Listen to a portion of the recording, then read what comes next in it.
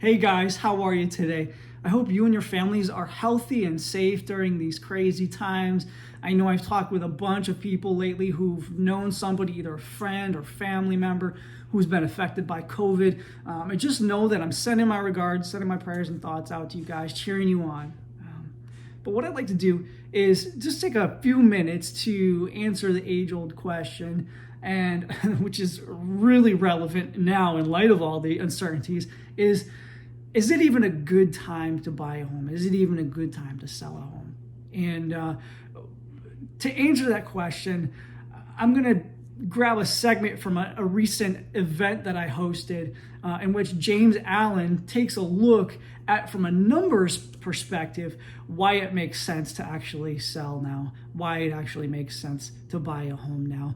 Now, if you got any questions about this, or if you just want to learn more about the home buying process or the home selling process, then just send me a message. I'd be more than happy to take some time out of my day to walk you through the process and have a conversation to really figure out what your goals are and maybe even set some goals for 2021. So enjoy this short clip by James Allen. I think it's enlightening, and we look forward to chatting soon. All right, guys, take care. Have a wonderful day. Bye-bye.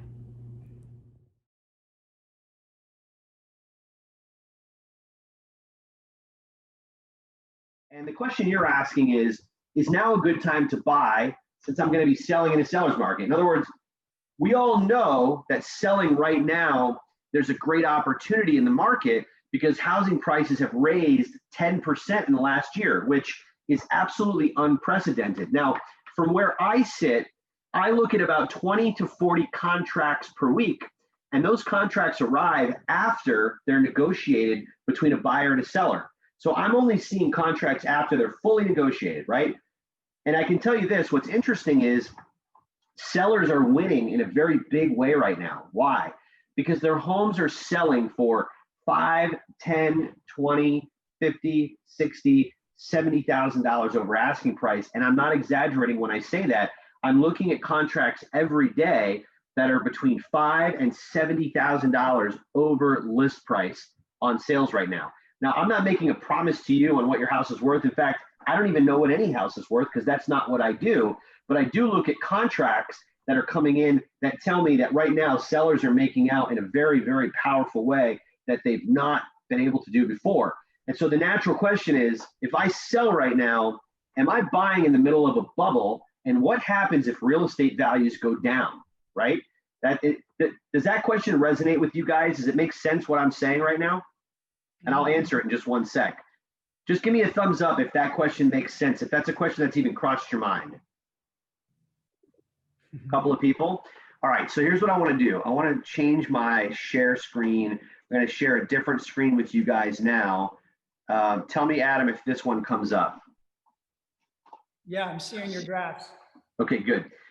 Guys, this is a cost analysis of what it looks like to be after you've sold to become a buyer. And what I want to look at with you is, let's say you were going to buy, and we're making this scenario up, but let's say you were going to buy a house that was $350,000. Maybe you'd be buying a less expensive house. Maybe you'd be buying more. We're just using this because it represents about a median house price in our state, right? Let's say you were going to buy a house that was $350,000 right now. And in the process of doing so, you put 10% down and you got an interest rate of 2.75%. Can everybody see that? The housing payment on this scenario would be $1,964. So what we want to look at is, if we bought right now, what would we be paying and how does it impact our net worth? And if we bought, say, a year from now or 6 months from now and the market were to change, how would that impact our net worth? The fear right now that sellers have is, if I buy, I'm buying too expensive and I should wait until prices come down. The problem with that logic is this: we are in an artificial environment on the rates side. What do I mean by that? People believe there's only one mechanism to getting a great deal in real estate, and they believe that mechanism is the price of the house. In other words, if I pay more, I got a bad deal, and if I pay less, I got a good deal. They're only half right. The mechanisms that actually determine net worth are both the value of the house, but also the cost of finance, right?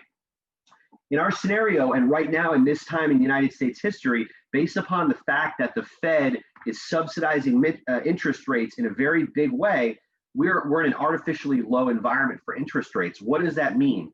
It means we can finance our houses for less cost than we've ever been able to do before.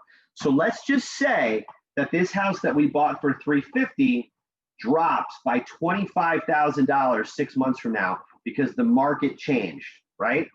You might say, well, wow, I want to wait 6 months and buy it then.